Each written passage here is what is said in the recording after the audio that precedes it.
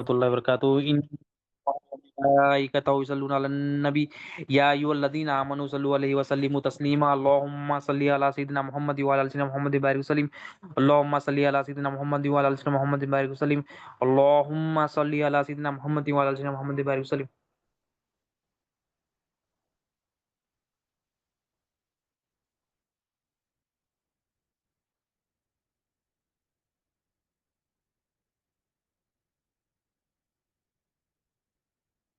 اللهم صل على سيدنا محمد وعلى ال سيدنا محمد بارک وسلم.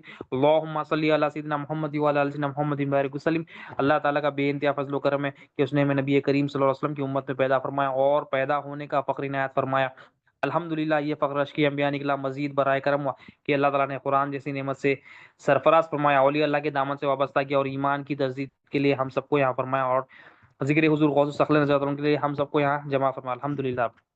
حضور غوث الثقلین رضی اللہ عنہ کا ارشاد مبارک ہے, آپ کا قول ہے, آپ فرماتے ہیں دوستی کے متعلق فرماتے ہیں کہ تیرا دوست وہی ہے جو تجھے برائی سے روکے. مطلب آپ دوستی کا جو ہے نا لیول, دوست کون ہے تمہارا, اصل دوست کون ہے, آپ فرماتے تیرا دوست وہی ہے جو تجھے برائی سے روکے. مطلب ہم اور حدیث شریف میں نبی کریم صلی اللہ علیہ وسلم نے ارشاد فرمایا کہ بندہ اپنے دوست کے دین پہ قائم ہوتا ہے. تو یہاں پر آپ فرما رہے ہیں کہ دوست تو اصل تو وہ ہے تجھے جو برائی سے روکے. ہم کیا دوست کو کس کو سمجھتے ہیں, جو ہماری ہاں میں ہاں ملائے, جو ہماری تعریف کرے, جو ہمارے ہر کام میں جو نا کام آئے, دنیا کے ہر کام میں جو نا ہمارا ساتھ دے, ہم اس کو دوست سمجھتے ہیں. مگر حقیقت میں جو دوست ہوتا ہے, جو وہ دوست ہوتا ہے جو ہمیں برائی سے روکے, ہمیں آخرت کی تیاری میں آسانیاں دے, ہمیں دنیا اور آخرت کی بھلائی کی ترکیب دے, ہمیں دنیا اور آخرت میں کامیابی کا راستہ بنائے, وہ دوست ہے. ہم اب ہمارا ڈیفینیشن دوستی کا یہی ہے کہ دوست ہاں میں ہاں ملا لے, دوست جو ہے نا ہم جو بولے وہ کر لے, جب فون کرے اب دوستی بولتے ہم کیا بولتے ہیں, فون کرتے آ جانا, یہ دوستی بولتے ہم. دوست اس کو بولتے ہیں جو فون کرتے آ جانا, دوست اس کو بولتے پیسوں کی ضرورت ہے پیسہ. یہ دوستی نہیں ہے, یہ تو کفار مشرکین میں بھی ہے. اصل دوستی کیا ہے, دوستی یہ ہے, وہ تو دوستی مسلمانوں میں بھی ہوتی ہے, مگر حقیقت میں اصل دوستی یہ ہے کہ اگر اس میں آخرت کی تیاری دینے والا کوئی دوست نہ ہو, ہمیں برائی سے روکنے والا کوئی بندہ نہ ہو, وہ ہمارا دوست ہو ہی نہیں سکتا. کیونکہ اصل دوست تو وہی ہے جو ہمیں برائی سے روکے, ہر برائی, ظاہری برائی ہو باطنی برائی ہو, ہمارے عیب دیکھ کے ہمیں بتائے کہ دیکھو تمہارے اندر یہ عیب ہے, دیکھو تمہارے اندر یہ مسئلہ ہے, دیکھو یہ تم اللہ اور اس کے رسول کے خلاف کرو. یہ اصل دوستی ہوتی ہے. اگر اس کے علاوہ کچھ اور ہے تو وہ دوستی نہیں. تو آپ فرما رہے ہیں تمہارا جو دوست ہے, دوست وہی ہے جو تجھے برائی سے روکے. تو ہم دیکھیے ہمارے اطراف میں دوست کون ہے, ہمارے دوست ہمیں کس چیز سے روک رہے ہیں, برائی سے روک رہے ہیں یا اچھائی سے روک رہے ہیں. اکثر دوستی تو کیا کیا سمجھا جاتا ہے کہ بھائی دوستی بول تو یہ ہے کہ بھائی جو نا شوقوں میں ساتھ دینا, اس کو دوستی بولتے ہیں. وہ میں میرا شوق اس کا شوق میچ ہونا, یہ بولتے ہیں. اصل دوست کون ہے جو ہمیں برائی سے روکے, ہر قسم کی برائی سے روکے, ہر قسم کی برائی سے روکے, اور اللہ اور اس کے رسول کے قریب کرے, خود بھی قریب ہو اور دوسروں کو بھی قریب کرے. ہم بھی قریب ہو, اپنے دوستوں کو بھی قریبی کی دعوت دے کہ اللہ اور اس کے رسول کی, آخرت کی تیاری کی, دنیا میں بھلائی کی, دین کی سمجھ بوجھ کی, یہی دعوت دے. تو دوست کون ہے کہ جو دو برائی سے روکے. اور آپ فرماتے ہیں لوگوں جب تک زندگی کا دروازہ کھلا ہے اسے غنیمت جانو. مطلب زندگی کا دروازہ جب تک لائف ہے, جب تک سانس ہے, اس کو غنیمت جان دو, کیونکہ قریب ہے کہ یہ جو دروازہ ہے زندگی کا بند ہونے والا ہے.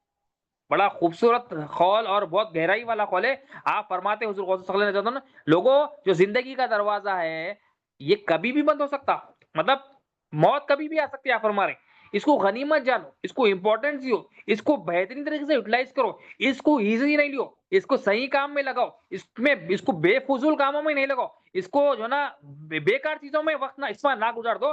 لوگوں یہ جو زندگی کا دروازہ ہے تمہیں نہیں معلوم, بہت جلد یہ دروازہ بند ہونے والا ہے. یعنی ہماری زندگی کی حیات ہمیں نہیں معلوم, ہمارے پیر ہمارے آقا ہمیں بتا رہے ہیں حضور غوث الثقلین رضی اللہ عنہ کہ یہ جو زندگی کا دروازہ ہے بہت جلد بند ہونے والا ہے, اس کو غنیمت جانو. یعنی یہ زندگی کی جو سانسیں ہے, مثال کے طور پر ہم یہاں پر ہے, ہماری زندگی جو بچپنے سے لے کے اب تک ہے, ہم نے کئیوں کو دیکھ لیا اپنے سامنے سے زندگی سے گزرتے, یہاں اس عالم سے دوسرے عالم میں منتقل ہوتے ہوئے, مرتے ہوئے ہم نے کہیں دیکھا ہمارے رشتے دار لو, دادا دادی, نانا نانی, چاچا چاچی, خالہ کالو, یہ بھائی وہ بہن, ہر اکثر کو دیکھ لیا ہم ہمارے سامنے سے. ان کی حیات کو اللہ تعالیٰ لے لی, وہ انتقال کر گئے. تو وہ ہمیں وہ چیزوں سے ہم عبرت حاصل نہیں کر رہے ہیں کہ ہم بھی ہم بھی کسی کی خبر ہماری بھی خبر دی جائے گی کہ فلاں بن فلاں جو ہے نا انتقال کر کے، ہمارا بھی ہم بھی کسی کا واٹس ایپ نیوز پڑھیں گے، جیسے ہم آج کہتے ہیں کہ بھائی فلاں بندہ مر گیا، فلاں بندہ انتقال کر گیا، اس کی نماز جانا فلاں مسجد میں فلاں ٹائم پہ آ جانا ہے، زیارت فلاں ہے، چہلوم ہے، سب دیتے۔ ہمارا بھی ایک ٹائم آنے والا ہے کہ ہم بھی اس دنیا سے چلے آنے والے، مگر کامیاب وہ ہو گیا جو اللہ اور اس کے رسول کی اطاعت پہ یہ زندگی کو جو ہے نا گزار لیا، اور کامیاب وہ ہو گیا جو آخرت اپنی سنوار دیا۔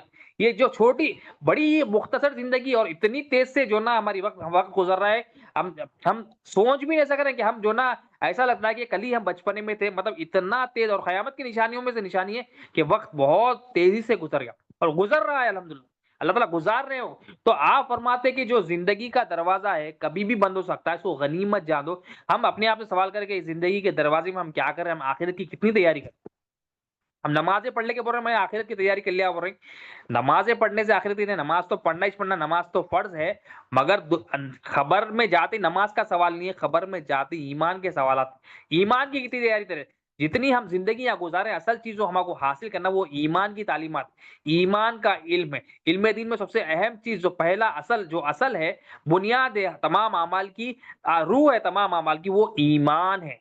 ایمان ضروری، تو ایمان حاصل کرنے کے لیے، اللہ پر بھروسہ، اللہ پر یقین حاصل کرنے کے لیے ہم کتنی کوشش کر رہے ہیں، یہ زندگی کے کتنے ایفرٹس لگا رہے ہیں ہم، کتنی محنت کر رہے ہیں، کتنی کوششیں کر رہے ہیں، کتنی اپنی سانسیں، اور کتنا پرسنٹیج زندگی کا ہم وہاں پر اللہ تعالیٰ اور اللہ کے رسول صلی اللہ علیہ وسلم کی اتباع میں، اطاعت کرنے میں لگا رہے ہیں، اور کتنا ہم دنیا داروں کی اطاعت میں لگا رہے ہیں۔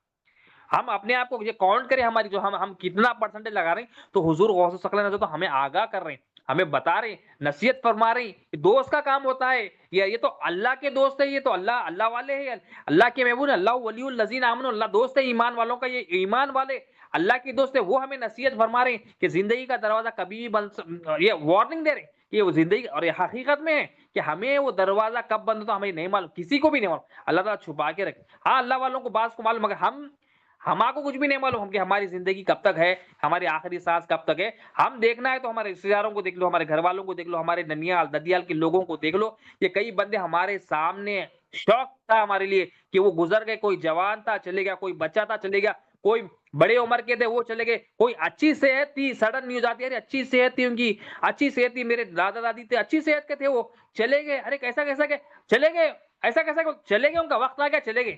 ہم بھی ایسی نیوز بنیں گے، کبھی بھی نیوز آتی ہم بھی چلے جائیں گے، مگر جانا کیسا ہے؟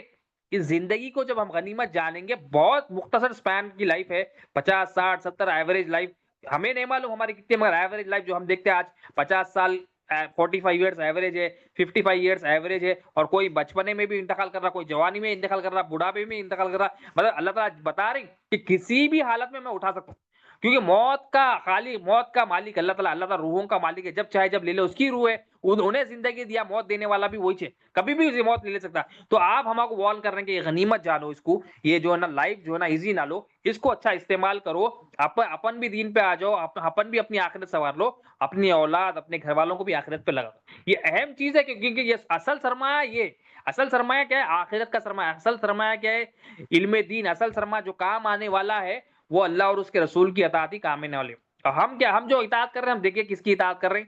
شیطان نفس کی اطاعت کر رہے ہیں، تو ہم آپ کو اس دین کے ذریعے وہ شیطان نفس کی اطاعت سے نکل کے اللہ اور اس کے رسول کی اطاعت میں آنا چاہیے۔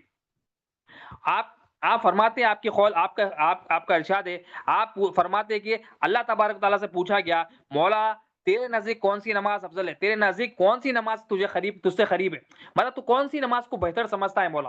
حضور غوث ثقلین حضرت فرما رہے ہیں، اللہ تعالیٰ سے پوچھا گیا کہ مولا کون سی نماز تو قریب سمجھتا ہے، کون سی نماز تو افضل سمجھتا ہے؟ تو اللہ تعالیٰ فرماتے ہیں کہ وہ نماز جس میں سوائے میرے اور کوئی نہ ہو، وہ نماز جس میں سوائے میرے اور کوئی نہ ہو، اور نماز پڑھنے والا اس نماز سے غائب ہو جائے۔ دو چیزیں اللہ تعالیٰ فرماتے ہیں، وہ نماز میں پسند کرتا ہوں جو جس میں میرے علاوہ کوئی اور نہ ہو، اور نماز پڑھنے والا اس نماز سے غائب ہو۔ دو چیزیں، سب سے پہلی تو چیز کیا ہے؟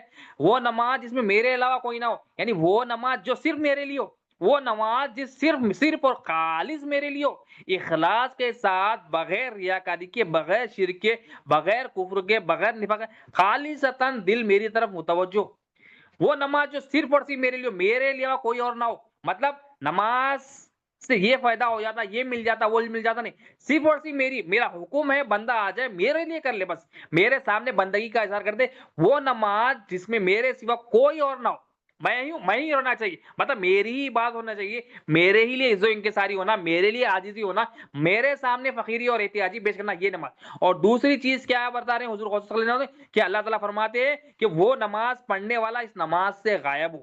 نماز پڑھنے والا نماز سے غائب ہونے سے مراد کیا ہے؟ یہ عبادت میں اعلیٰ مقام ہے، اس کو بولتے ہیں مقام، اولیاء اللہ کو بتاتے ہیں یہ مقام مشاہدہ ہے کہ نبی کریم صلی اللہ علیہ وسلم نے حدیث شریف میں فرمایا تم اللہ کی اس طرح عبادت کرو جیسا اللہ کو دیکھ رہے ہو۔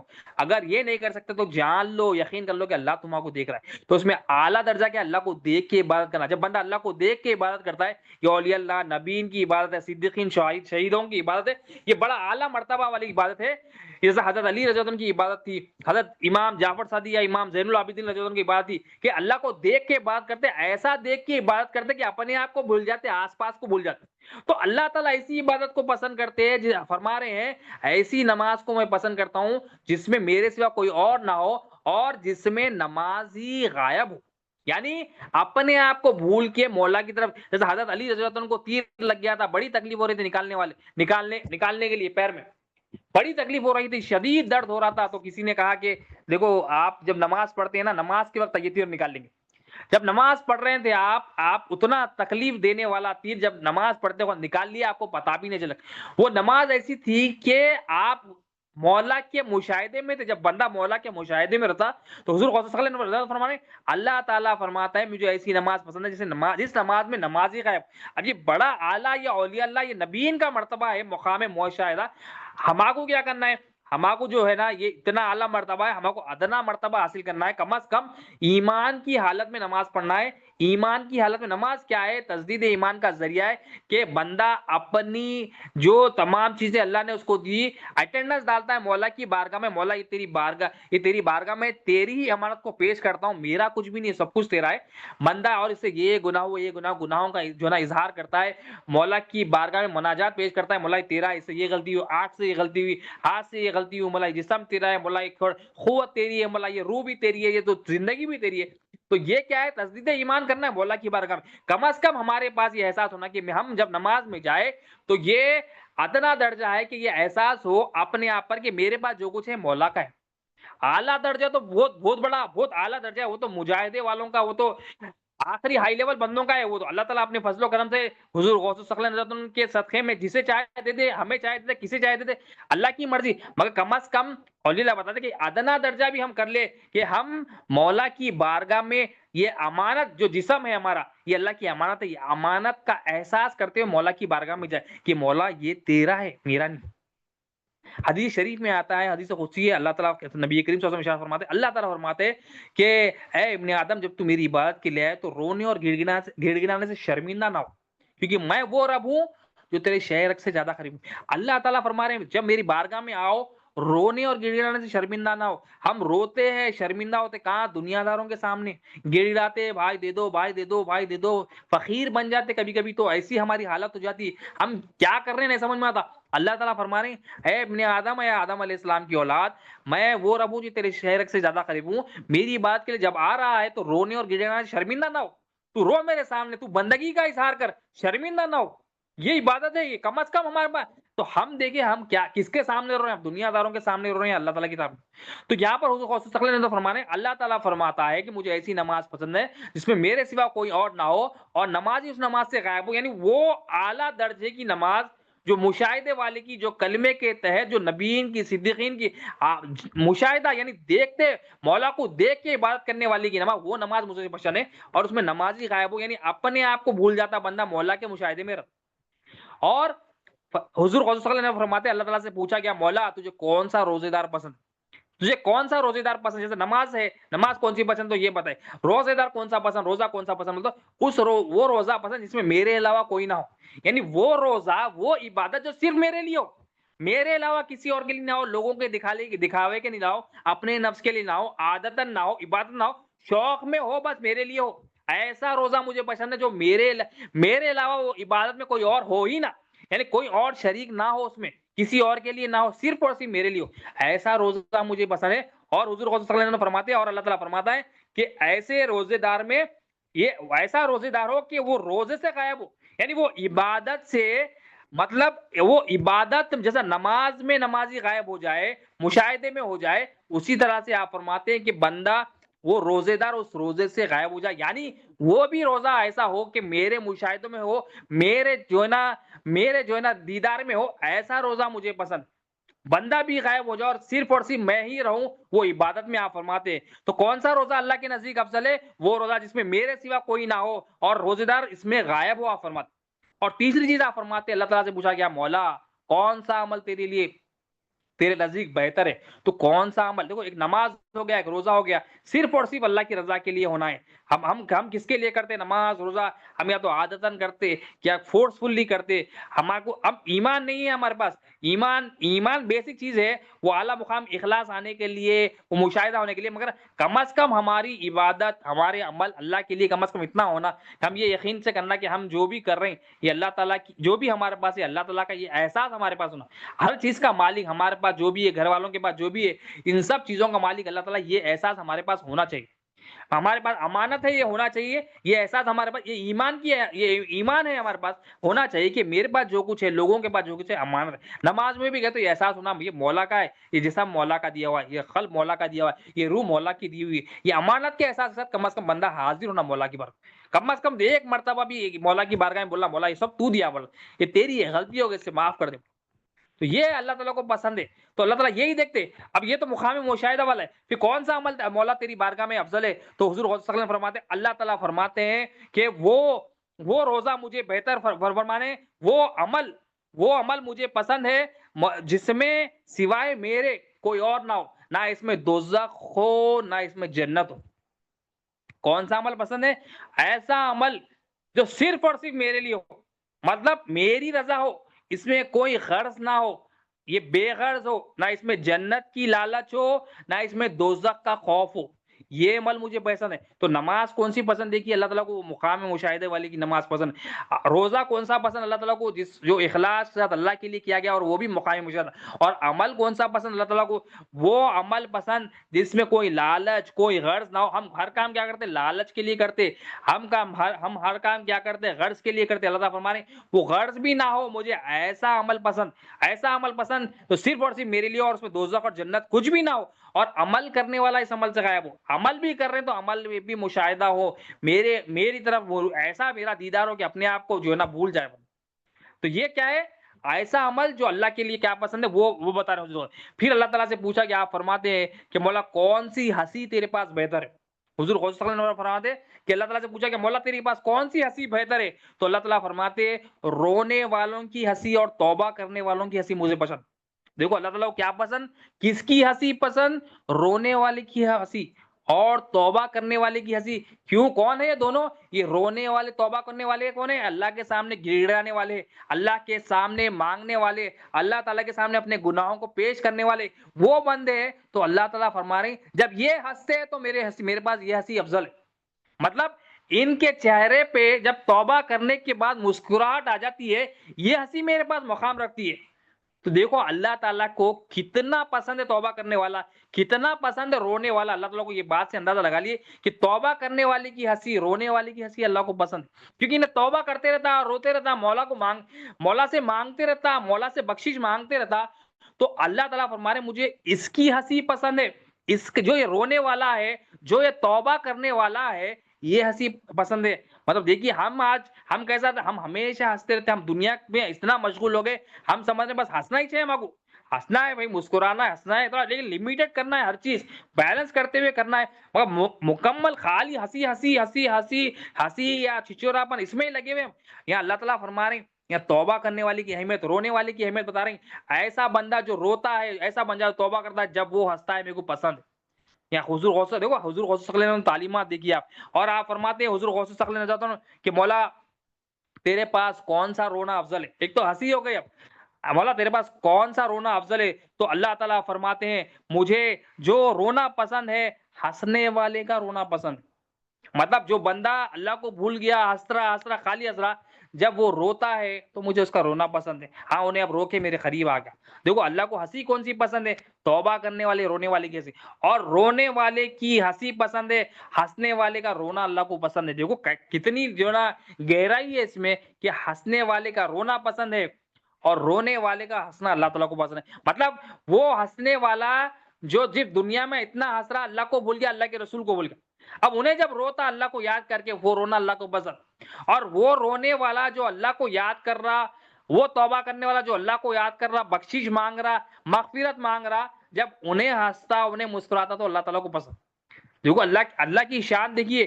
اور اللہ حضور غوث ثقلین رضی اللہ عنہ فرماتے ہیں کہ اللہ تعالیٰ سے پوچھا گیا مولا تیرے نزدیک کون سی توبہ افضل ہے, کون سی توبہ, یہ ہنسی ہو گئی, رونا ہو گیا, رونا کون سا افضل, کون سی توبہ افضل ہے. اب دیکھیے کتنا خوبصورت جواب دیتے اللہ تعالیٰ. اللہ تعالیٰ فرماتے ہیں مجھے وہ توبہ پسند ہے جو بے گناہ بندہ کرتا ہے. مطلب جو بندہ گناہ کرا ہی نہیں اس کی توبہ اللہ کو پسند ہے, فرما رہے حضور غوث صلی اللہ علیہ وسلم. مطلب ہم کیا سمجھتے ہیں کوئی بندہ گناہ کرا وہ بھی توبہ کو اللہ کو پسند ہے, کہ بندہ گناہ کرا, احساس ہوا اور مولا کی بارگاہ میں پیش کرا تو. لیکن اللہ حضور غوث صلی اللہ علیہ وسلم فرماتے ہیں جب اللہ تعالیٰ کو پوچھا گیا مولا تیرے نزدیک کون سا بندہ جو ہے نا, کون سا جو ہے نا کس کی توبہ افضل ہے, تو بے گناہ بندے کی توبہ. بے گناہ یعنی کوئی گناہ نہیں کرا انہیں مگر پھر بھی توبہ کر. مطلب کیا ہے, وہ مولا سے ڈرنے والا بندہ, وہ مولا کی خشیت رکھنے والا بندہ, وہ مولا کا خوف رکھنے والا بندہ, وہ گناہ نہیں کر کے بھی مولا کی, یہ نبیوں کا عمل ہے, نبیوں کا عمل ہے, تمام انبیاء علیہ السلام کا, خود نبی کریم صلی اللہ علیہ وسلم کا, گناہ نہیں کرے, معصوم ہے, پھر بھی مولا سے مانگ رہے توبہ, پھر بھی بول رہے ہیں کہ ہم یہ گناہ کریں, یہ گناہ کچھ بھی نہیں کریں. حالانکہ اللہ تعالیٰ ان کو ایک بیسک ایمان والوں کی حفاظت کرتا اللہ تعالیٰ. وہ تو نبی تو معصوم ہوتے, انبیاء علیہ السلام معصوم ہوتے ہیں, اور وہ معصومیت میں بھی مولا سے بولتے مولا گناہوں کو بخش دے بولتے, اور وہی تعلیم دیتے. تو اللہ تعالیٰ فرمائے میرے پاس توبہ کون سی افضل ہے, بے گناہ بندے کی توبہ. یعنی وہ تو نے گناہ کرا ہی نہیں مگر پھر بھی اقرار کر رہا, پھر بھی اپنے آپ کو منوا رہا, مولا میں یہ کرا, مولا میں یہ کرا, مولا میں یہ غلطی کرا. اب ہم غلطیاں کر کے مولا کے سامنے پیش نہیں ہو رہے کہ مولا میں یہ غلطی کرا, مولا مولا فلاں غلطی کرا, فلاں غلطی کرا, اس کو یہ بول دیا, اس کو ایسا کر دیا, میرے دل میں یہ گندگی آ گئی, میرے زبان پہ یہ گندگی آ گئی, میں اس کو مار دیا, اس کو کر دیا, میں اس کو گالی دے دیا, میں جھوٹ بول دیا, میں غیبت کر دیا, میں شرک لا لیا, میرے اندر نفاق. ہم مان رہے نہیں, ہمارا نفس مان رہے نہیں, نفس کھڑے ہونے نہیں دے, کیونکہ ہمارا نفس ناپاک ہے. نفس جب ناپاک ہوتا تو مولا کی بارگاہ میں ٹھہرتا نہیں. نفس جب پاک ہو جاتا, نفس یعنی قلب جب پاک ہو جاتا, نفس پاک ہو جاتا تو مولا کی بارگاہ میں بندگی کا اظہار کرتا. گناہ نہیں کرے تو بھی گناہ کر انہیں مانواتا اپنے نفس کو, اس کے قلب میں ایسا ہو جاتا, قلب اس کا پاک صاحب, انہیں منواتا تو کرا گناہ, تو غلطی کرا. تو اللہ تعالیٰ فرمانے افضل توبہ میرے پاس کون سی ہے, بے گناہ بندے کی توبہ. مگر ہم کیا ہے, گناہ کر کے بھی توبہ نہیں کر رہے, اور بے گناہ بندے گناہ نہیں کر کے توبہ کر رہے. عجیب بات ہے, بے گناہ ہے, گناہ نہیں کرے, خاموش بڑے آنا نہیں کرے گناہ, مگر پھر بھی کیا کرے مولا کی بارگاہ میں, مولا ہم یہ گناہ کریں, مولا ہم معاف کرتے. تو اللہ کو دیکھو بے گناہ بندے کی توبہ افضل ہے.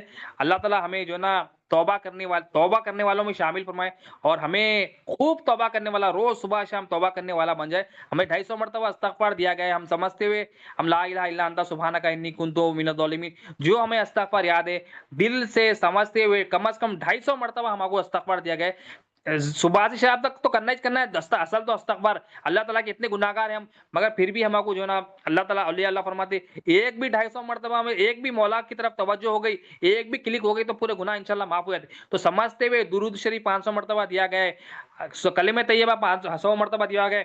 ہم اس کو اچھی طرح سے اچھے انداز میں سمجھتے ہوئے آرام سے مولا کی طرف متوجہ ہوتے ہوئے جو ہے نا اپنے جو بھی چیزیں غفلت, جیسا اب یہ ذکر کرتے ہیں فونوں میں, فونا سب سائڈ میں رکھ دینا, مولا کی طرف اچھی طرح متوجہ ہونا. یہ اچھے جو معاملات ہیں مولا کی طرف رجوع ہو کے اچھا جو ہے نا ذکر کرنا, اچھا توجہ کے ساتھ کرنا, اور مولا کی بارگاہ میں وہ پیش کرنا, مولا یہ تیری نافرمانی کرا, تیرے محبوب کی یہ نافرمانی, یاد کرنا اپنے گناہوں کو, اور مولا کو منانا, مولا کو راضی کرنا. اللہ تعالیٰ سے دعا ہے اللہ تعالیٰ ہمیں توبہ کرنے والوں میں شامل فرمائے. تو توبہ کرنے والوں کی آپ فرما رہے ہیں بے گناہ بندے کی توبہ مجھے پسند ہے, اللہ تعالیٰ فرما رہے ہیں. اور آخری سوال حضور صلی اللہ علیہ وسلم فرماتے ہیں, اللہ تعالیٰ سے پوچھا گیا مولا تیرے نزدیک کون سی بے گناہی افضل ہے, مطلب کون سی بے گناہی افضل ہے, تو اللہ تعالیٰ فرماتے ہیں توبہ کرنے والے کی بے گناہی, مطلب توبہ کر رہا اس کی بے گناہی میرے کو پسند ہے. تو دیکھو آپ, بے گناہ بندے کی توبہ پسند اللہ تعالیٰ کو, اور توبہ کرنے والوں کی بے گناہی پسند ہے اللہ تعالیٰ. تو توبہ کرنے والا انہیں غلطی کرو یا نہ کرو اللہ تعالیٰ کو بہت پسند, مگر یہ تو بہت اعلیٰ لوگوں کا عمل ہے. اب ہم بیسک ہے, ہم گناہگار ہیں. میں اپنی بات کر رہا ہوں کہ ہم کم از کم ہمارے گناہوں کو یاد کرتے ہوئے, اب ہم کو معلوم ہی نہیں گناہ کیا ہے, سب سے بڑا گناہ کیا ہے؟ سب سے بڑا گناہ اللہ تعالیٰ کے ساتھ شریک کرنا، کہ اللہ تعالیٰ حاجت روا ہے ہمارا، ہم لوگوں کو حاجت روا دیکھ رہے ہیں، لوگوں کو حاجت روا سمجھ رہے ہیں، لوگوں کو حاجت روا مان رہے ہیں، لوگوں کو حاجت روا جان رہے ہیں، اور لوگوں کو حاجت روا گواہی دے رہے ہیں. یہ سب سے بڑا گناہ ہے، شرک ہے. چھپا ہم زبان سے نہیں کرتے، دل میں رہتا ہے، دل میں چھپا ہوا گاڑا ہوا رہتا ہے. تو اتنا بڑا گناہ ہے، اس سے توبہ کرنا. ہم جو لوگوں کو دیکھ کے بول رہے ہیں، ہم بولنا نہیں نہیں، میرا شوہر میرا حاجت روا نہیں، میرا شوہر کا جو حاجت روا ہے وہ بھی میرا حاجت روا ہے. بولنا نہیں، میری اولاد میری حاجت روا نہیں، میری اولاد کا جو حاجت روا ہے وہ بھی میرا حاجت روا ہے. میرے ماں باپ کا میرے ماں باپ میرے حاجت روا نہیں، میرے ماں باپ کا جو حاجت روا اللہ تعالیٰ ہے وہی میرا حاجت روا. میرا حاجت روا بھی اللہ، ان کا حاجت روا بھی اللہ، ہر ایک اولاد کا حاجت روا. ہم بولتے کہ میں اولاد کی جو ہے نا یہ کر دیتا ہوں وہ کچھ بھی نہیں کر سکتے. کوئی کسی کے لیے کچھ بھی نہیں کر سکتا جب تک اللہ تعالیٰ نے چاہے. کہ اللہ تعالیٰ ہی ہمارا حاجت روا ہے، تمام ہماری حاجتیں پوری کرنے والا اللہ تعالیٰ ہے، تمام ہماری ضرورتوں کو پوری کرنے والا صرف اور صرف اللہ تعالیٰ ہی. ہم یہ گواہی دیتے رہنا، اس کا حاجت روا، گھر کا حاجت روا جو ہم سن رہے ہیں، جیسا مثال کے طور پر ہم سن رہے ہیں سماعت اللہ، میں بول رہا ہوں اللہ تعالیٰ کی فضل و کرم سے. جب تک اللہ تعالیٰ کلام نہیں دیا ہم نہیں بول سکتے. اللہ حاجت پوری کر رہا. ایک ٹائم تھا جب نہیں بول سکتے تھے، ایک ٹائم آئے گا جب بول ہی نہیں سکیں گے، مر جائیں گے. اور یہ ٹائم ہے، اب ان دونوں ٹائموں کے بیچ کا ٹائم ہے، ہم بول رہے ہیں بول نہیں سکتے. نہیں، اللہ تعالیٰ یہ کلام دے رہا ہے، اللہ تعالیٰ جو نا حیات دے رہا ہے، اللہ تعالیٰ سماعت دے رہا ہے، اللہ تعالیٰ بصارت دے رہا ہے، تو دیکھ رہے ہیں، سنا رہا تو سن رہے، بولنے لگا رہا تو بول سک رہے ہیں. ہاتھ میں قوت دیا تو قوت جو ہے نا اس کے سوا کوئی دینے والا ہی نہیں. تو انہیں تمام حاجتیں پوری کر رہا، ہمارے جسم میں اوپر سے نیچے خون دوڑا رہا، انہیں دوڑا رہا. دل کی دھڑکن دھک دھک دھک دھک دھک دھک روز مار رہی. کیا کر رہی انہیں؟ مولا کے ذکر میں، مطلب بتا رہی ہو کہ میں جو نا مولا کی قوت سے چل رہی ہوں، خون دوڑ رہا، ہڈیاں ایک دوسرے کو جڑے ہوئے، کھانے کو قوت دے رہا اللہ تعالیٰ، بیٹھنے کو قوت دے رہا، دھونے کے لیے قوت دے رہا مولا، چبانے کے لیے قوت دے رہا، ہماری ہر حاجت مولا پوری کرا. صبح ہم رات میں سو جاتے، آنکھوں کو سڑن بند کرانے والا بھی اللہ تعالیٰ ہے. ہم بول رہے ہیں انہیں کر لیا انہیں کر لیا، تھکاوٹ کر دی، اللہ تعالیٰ سلائے تو سو جاتے. ورنہ بعض بندے ایسا ہے نیند کی گولیاں کھانے کے بعد بھی نہیں سو سکتے لوگ، کیونکہ اللہ تعالیٰ نہیں سلایا. اٹھانے والا اللہ تعالیٰ جب اس کی مرضی سے اٹھا رہا. نیند کیا ہے؟ موت کی بہن ہے. مار رہا اٹھا رہا، مار رہا اٹھا رہا، بتا رہا اللہ تعالیٰ، مار رہا اٹھا رہا. مطلب کیا بتا رہا؟ بہت سارے چیزیں بتا رہا. ایک چیز یہ بتا رہا دیکھ میں زندگی بھی دینے والا ہوں، موت بھی دینے والا ہوں. تو مار کے پھر اٹھا رہا ہم کو اگلے دن، پھر رات میں پھر مار رہا، پھر اٹھا رہا. یہ نشانی ہے اللہ تعالیٰ کی. نیند مولا کی نشانی ہے، مولا کی ربوبیت کی نشانی ہے، مولا کے الہ ہونے کی نشانی ہے. اتنی بڑی نشانی ہم روز اور یہ پریکٹس کر رہے ہیں اللہ تعالیٰ کی. یہ جو ہے نا ہم خبر کا عالم میں چلے آتے، مسوتے کیا ہوتا ہے، ہم ایک عالم میں چلے آتے، یہ عالم سے دوسرے عالم میں چلے آتے. خبر کا عالم ہوتا ہے وہ برزخ کا عالم بولتے. تو اللہ تعالیٰ پریکٹس کر رہے ہیں ہم کو. دیکھو ایک دن آئے گا تم ہمیشہ کے لیے برزخ میں چلے جاؤ، ایک دن آئے گا تم ہمیشہ کے لیے خبر میں چلے جاؤ گے، پھر واپس نہیں آ سکتے. یہ عارضی نیند، عارضی موت ہے. مطلب سو رہے اٹھ رہے، سو رہے اٹھ رہے، سو رہے اٹھ رہے، ایک ٹائم آئیں گا کمپلیٹ سونا ہو جائے گا، پھر اٹھیں گے. ایمان ہے ہمارا کہ قیامت کی اللہ پھر اٹھائیں گے، کیونکہ ایمان لانا ہے ہم کو کہ مرنے کے بعد اٹھائے جائیں گے، مرنے کے بعد اٹھائے جائیں گے. ہم یہاں سے خبر میں منتقل ہوں گے، برزخ میں منتقل ہوں گے، پھر برزخ کے بعد جب قیامت ہوگی اللہ تعالیٰ اٹھائیں گے، تمام مخلوق کو اٹھائیں گے، تمام انسانوں کو اٹھائیں گے. تو اٹھنا بھی ہے، وہ بھی ایمان ہم کو لانا ہے. مگر ہم دیکھیں کہ ہم اللہ تعالیٰ حاجت روا یہ دیکھنا ہے، اللہ ہمارا الہ ہے دیکھنا ہے، یہ سمجھنا ہے، اور یہ ہمارے دل میں بٹھانا ہے. اب یہ دل میں بٹھانے کے لیے ہم کو بار بار اس کا جو ہے نا پریکٹس کرنا پڑتا ہے، بار بار جو ہے نا یہ بولنا پڑتا ہے اللہ تعالیٰ ہمارا حاجت روا ہے، اللہ تعالیٰ ہمارا الہ ہے، اللہ کے سوا ہم سے کوئی ہماری پرورش کرنے والا نہیں ہے، اللہ تعالیٰ کے سوا ہمیں کوئی کھلانے والا نہیں ہے. اللہ تعالیٰ سے کیونکہ پوری کائنات مولا کی ہے، اس کی مرضی سے چل رہی. چاند سورج آسمان تارے سب کا خالق مالک انہیں سے، زمین میں سمندر سب کا خالق مالک، سمندروں میں جو مچھلیاں ہیں، جو جانور ہے، اور جو جنگلوں میں جانور ہے، تمام کو خالق مالک پرورش نہیں کر رہا، اس کے سوا کوئی نہیں کر رہا. کوئی مخلوق دعویٰ نہیں کری میں حاجت رہا ہوں، اللہ دعویٰ کر رہا میں ہی الہ ہوں، لا الہ الا اللہ محمد رسول اللہ صلی اللہ علیہ وسلم اننی انا اللہ لا الہ الا انا، کہ میرے سوا کوئی حاجت روا نہیں ہے. اللہ دعویٰ کرا، اور ہم کیا ہے مخلوق خالق کی دعویٰ بھی نہیں کری، مخلوق سے کوئی پیغمبر بھی نہیں آئی بات لے کے، مگر ہم مخلوق کو حاجت روا سمجھ رہے ہیں، مخلوق سے پل رہے ہیں، سمجھ رہے ہیں. یہ ہمارے دل میں غلط چیز بڑھ گئی. اب یہ غلط چیز کو نکالنے کے لیے علم دین چاہیے، اور علم دین میں سب سے اہم چیز ایمان چاہیے. ایمان آئے گا تو غلط چیز نکلے گی، ایمان آئے گا تو ہم صحیح گواہی دینے والے بنیں گے. بات زیادہ ہو گئی، آخر میں مولا سے یہی دعا ہے، اللہم صلی علی سیدنا محمد وعلی آل سیدنا محمد بارک وسلم. یا اللہ جو کچھ کہا گیا سنا گیا مولا، بولنے سننے سے زیادہ عمل کی توفیق عطا، ہر دو کے عمل میں اخلاص عطا فرما. ہماری اس حاضری کو قبول فرما، اس میں جتنی بھی غلطیاں ہو گئی بس اپنے فضل و کرم سے پیارے محبوب صلی اللہ علیہ وسلم کے ساتھ حضور غوث اعظم دستگیر اعظم کے ساتھ معاف فرما دے، رحم فرما، کرم فرما، عفو درگزر فرما، کام آسان فرما دے، خاتمہ خیر پہ کر، پچھلے گناہوں کو بخش دے، آئندہ گناہوں سے ہمیں حفاظت فرما لے مولا، ہماری موت آسان فرما دے، تیرے نیک بندوں میں شامل، تیرے نیک بندوں سے ملاقات اچھی طرح ذکر شکر عبادت کرنے والے ہمیں اچھی طرح ذکر شکر عبادت کرنے والا بنا، ہمارے دائیں بائیں آگے پیچھے اوپر سے نور عطا کر مولا، ظاہر اور باطن پاک صاف فرما، تزکیہ نفس فرما، تصفیہ قلب فرما، تجلی روح فرماتا، من نور ہماری اس حاضری کو قبول فرما لے مولا، اپنے فضل و کرم سے محبوب ترین بندوں کی حاضری میں شمار فرما کے حلقوں میں شمار فرما کے قبول فرما لے، درگزر فرما مولا، جتنی بھی غلطیاں اپنے فضل و کرم سے مولا قبول فرما لے مولا، قبول فرما لے، جو مانگا ہو فرما، جو نہیں مانگا اپنے فضل و کرم سے عطا فرما مولا، اللهم صل علی سیدنا محمد و علی سبحان ربک رب العزت عما یصفون، وسلام علی المرسلین والحمد للہ رب العالمین، لا الہ الا اللہ محمد رسول اللہ صلی اللہ علیہ وسلم، اللهم صل علی